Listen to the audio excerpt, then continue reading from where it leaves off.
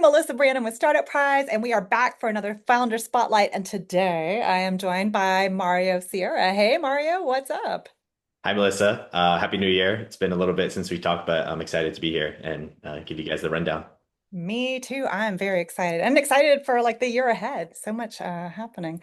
So I'm wondering, why don't we get started off? Maybe tell us a little bit about who you are, where you are, your company, and the problem you're trying to solve.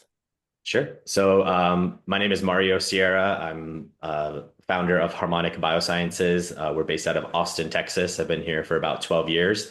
I'm a biochemistry major at UT Austin, business minor, and I've spent the last near decade in clinical research and scaling startups in class two, class three medical devices, a little bit of consumer wearables, and a little bit of software, all in the healthcare space. And I've rolled all that experience into my company, which is called Harmoniq Biosciences. We are pioneering the world's first continuous hormone monitoring device. Very similar to the glucose monitors that diabetics use. It's a wearable that uses microneedles to sense the interstitial fluid.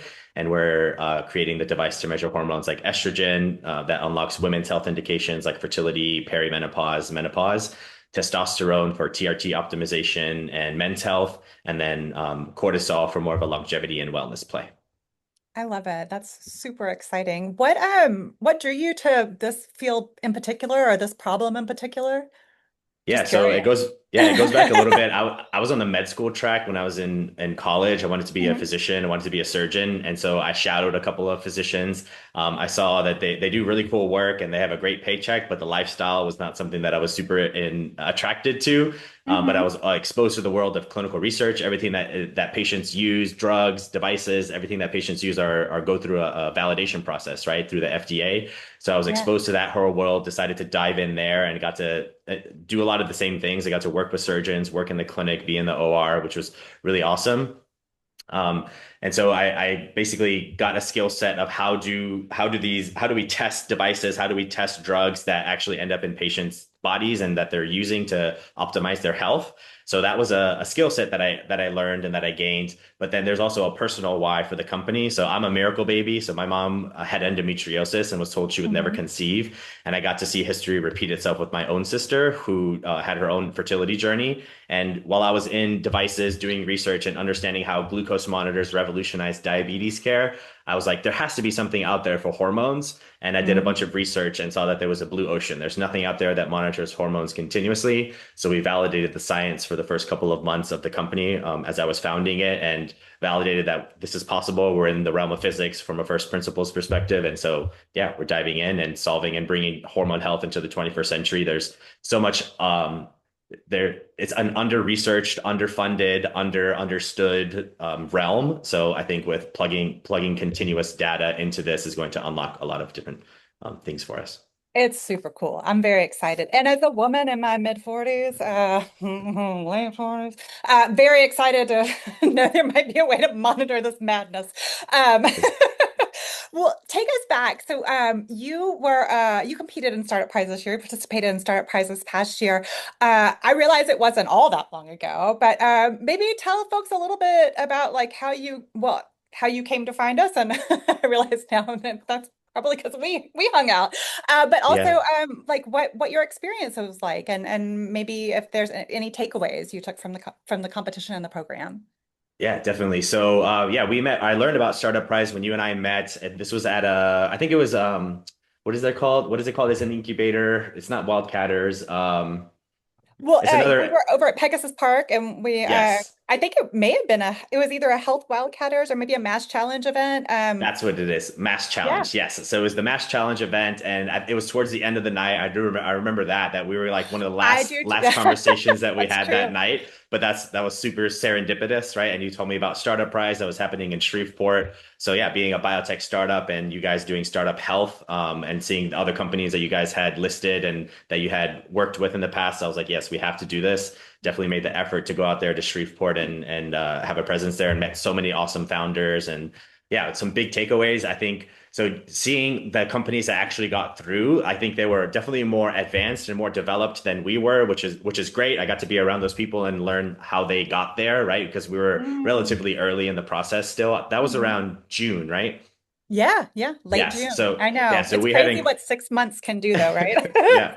So we had incorporated in April, so we were definitely very infant in the process, right? So Mhm. again, being around all these amazing founders and companies that are doing innovative stuff was really accelerating for us and helped me orient us to the future, definitely.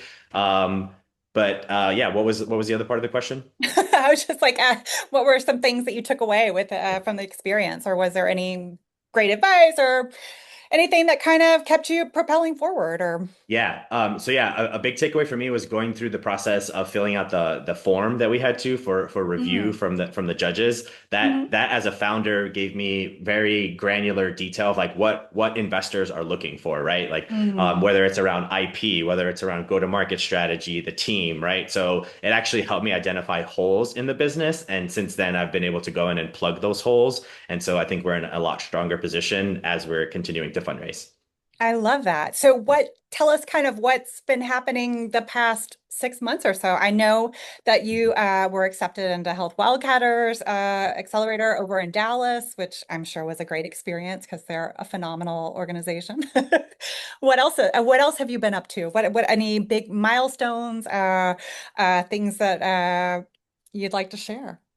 Yeah, so Wildcatters was a big accelerator for us as well. So being around some other founders that I find myself being more the younger in the crowd and the earlier stage startup, but again, it helps me orient to the future. So Yeah. let's see, since Wildcatters, so they were obviously our first investor, and with that investment, we've been able to launch our MVP development. So I guess while I was in Wildcatters, we had the opportunity to pitch at Health, which was in Vegas, the big conference there. So we were on the women's health stage. This was the first year that they had that vertical within health.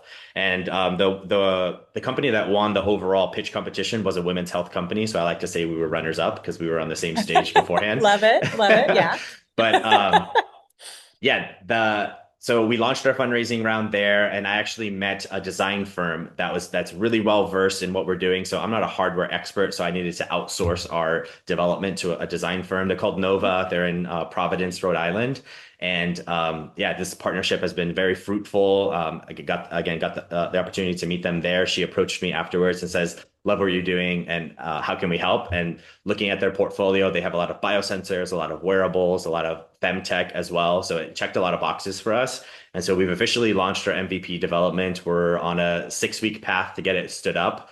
And this can be a huge milestone for us. As I've gone to the investment community, that's been a big thing that they wanted to see. We're using an innovative technology called aptamers, but leveraging the existing technology around continuous glucose monitors. So Mhm. investors have wanted to see that proof of concept or that validation. So we're on that path now to get that. I love it. Congratulations. It sounds like things are like really heading in the right direction right now. Well, speaking of, like, what are those maybe current challenges or what's kind of on the horizon? One thing we talk about here is it's a community and it takes a village. So how can we help? What can we do to help you hit those next milestones? Yeah.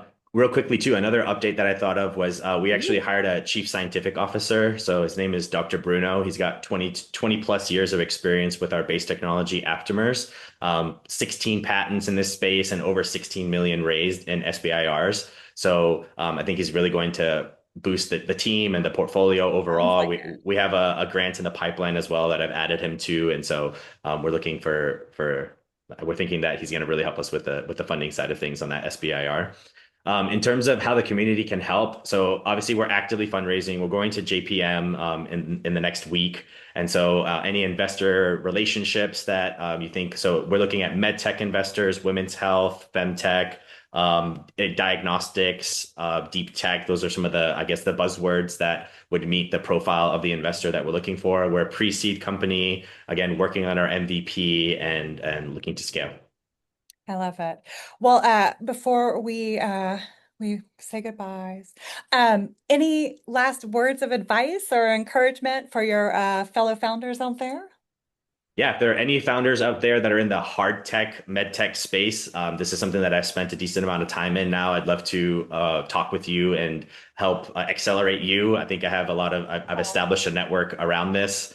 whether it be accelerators, vendors, funders. So as I grow, I want to reach back immediately and help the next set of founders. I think I love yeah, that. innovation in healthcare is ripe. We need to fix our healthcare system. There's so many opportunities and Mhm. places that can be innovated in. So yeah, I'd love to add value to the community as much as I can. I love that, and I love like anytime I see someone that like wants to kind of kick the ladder back behind them and like let someone else climb up. It's awesome. So thank you. We love that spirit here. We're all about it. Uh, well, Mario, I can't thank you enough for spending some time with us, telling us about how things are going at Harmoniq Biosciences. It's not even that big of a mouthful, and I can't get it right. Uh, I'm wondering if we could convince you to do a little Viva la Startup Prize on our way out. Sure. Viva la Awesome. Startup Prize. And we will see all of y'all next time. Thanks so much. And just a heads up that we'll be opening registration soon.